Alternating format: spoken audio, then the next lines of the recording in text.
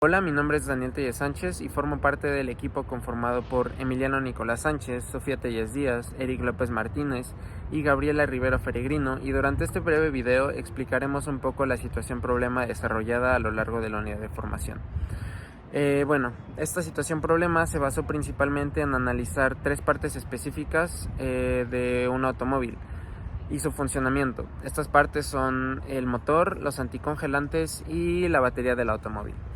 Para poder analizar estos tres componentes es necesario que primero conozcamos acerca de las propiedades coligativas. ¿Qué son las propiedades coligativas? Las propiedades coligativas son aquellas que dependen del número de partículas disueltas en una disolución formada. Entonces, por ejemplo, si tenemos agua en estado puro, va a tener cierto punto de fusión y ebullición. Si nosotros a esta agua le agregamos sal, sus puntos de fusión y ebullición van a aumentar y disminuir. Esto quiere decir que el soluto va a afectar las propiedades de nuestro solvente. Entonces, a esto es a lo que se le conoce como propiedades coligativas. Una vez tenemos claro este concepto, vamos a empezar analizando el anticongelante. Pero primero que nada, ¿qué es un anticongelante? O más bien, ¿qué funciones cumple?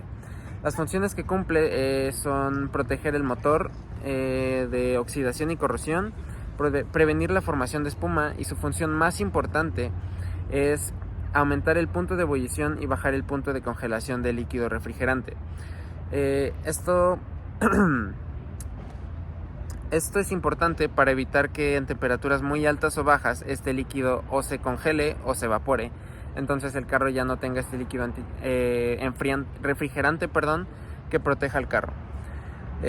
La concentración que normalmente se utiliza en los anticongelantes es de 50% etilenglicol y 50% agua. ¿Por qué? Bueno, dentro de estas propiedades coligativas mencionadas existen ciertas fórmulas para estimar y predecir el comportamiento de algunas propiedades. En este ejemplo nos importa la fórmula utilizada para calcular el punto de fusión de una sustancia o una solución más bien. Si nosotros utilizamos esta concentración y las aplicamos a nuestras fórmulas, obtenemos que la temperatura de fusión de nuestra solución sería de menos 29.97 grados centígrados. Esta es una temperatura súper baja y a la que de hecho creo que no se ha alcanzado ni siquiera jamás en México, por lo que resultaría una concentración que aguantará perfectamente y que protegerá al motor de una sobrecalentación. Como mencioné, esta concentración se seleccionó ya que resiste temperaturas tanto muy bajas como muy altas. Entonces, en cierto punto, al elegir un anticongelante, es más que nada adaptarse a tu presupuesto económico y se podrían tomar en cuenta factores como las diferencias de presión y temperatura de tu ciudad, pero realmente no son tan relevantes, porque como ya vimos, con una concentración 50-50 se obtiene una solución con puntos de fusión y ebullición bastante buenos para lo que las necesitamos. ¿Por qué no se utiliza sal, azúcar o etanol para estas soluciones o líquidos? Si bien servirían para disminuir y aumentar los puntos de fusión y ebullición, el problema que tienen estos componentes es que aceleran las reacciones de corrosión. Y bueno, como es bien sabido, los autos tienen una gran cantidad de componentes metálicos, por lo que estas soluciones resultarían muy dañinas para ellos, y entonces no son opción como soluciones anticongelantes, o más bien como soluto para soluciones anticongelantes. Vamos a describir ahora un poco qué son reacciones endotérmicas y exotérmicas. Las reacciones endotérmicas son reacciones que al ocurrir absorben calor, como lo son la fotosíntesis o la producción de ozono en la atmósfera, y las reacciones exotérmicas son reacciones que cuando ocurren liberan calor.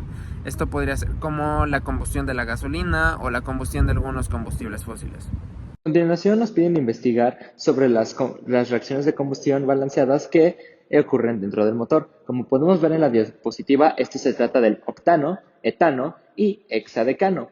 Como podemos ver en la diapositiva, estas ya se encuentran balanceadas de manera equitativa, que nos servirán para un cálculo más adelante. En la siguiente diapositiva tenemos que necesitamos sacar las entalpías de formación proporcionadas del octanol, el etanol y hexadecano. Para eso necesitamos las fórmulas balanceadas que obtuvimos anteriormente. Como podemos ver a continuación, la fórmula funciona restando los reactivos a los productos obtenidos de cada una de las reacciones. como podemos ver en el primero, en el octanol de menos 10.404.8, en el etanol de menos 1.234.8 y por último en el hexadecano de menos 19.901. A continuación, nos piden de forma breve explicar de dónde proviene la energía del auto y cómo ésta tiene la energía, de dónde proviene la energía para encender las luces de este mismo. A continuación, explicaremos de una forma muy simple. Esta depende de tres cosas en específico: el motor, la batería y el alternador. Esto funciona de una manera muy simple. Todo dependiente o todo empieza desde la batería, cuando ésta proporciona la energía mecánica para que el motor encienda todo. De esta forma también se enciende el alternador, que hace que toda esa energía mecánica se transforme en energía eléctrica, que la transforma, que la pasa a todos los aparatos como el estéreo, las luces, etcétera. Después tenemos una instrucción sobre las reacciones de oxido-reducción involucradas en las baterías de la celda de plomoácido. Después tenemos la investigación de las reacciones que vienen señaladas del cátodo y el ánodo en esta reacción. Y después tenemos cuál es la reacción de oxidación y cuál es la reacción de reducción. A continuación explicaremos que esta reacción se debe principalmente a lo que se conoce como la unión de dos metales distintos, por lo que crea un puente salino, a lo que esto produce un metal se vuelve un polo negativo y un polo positivo.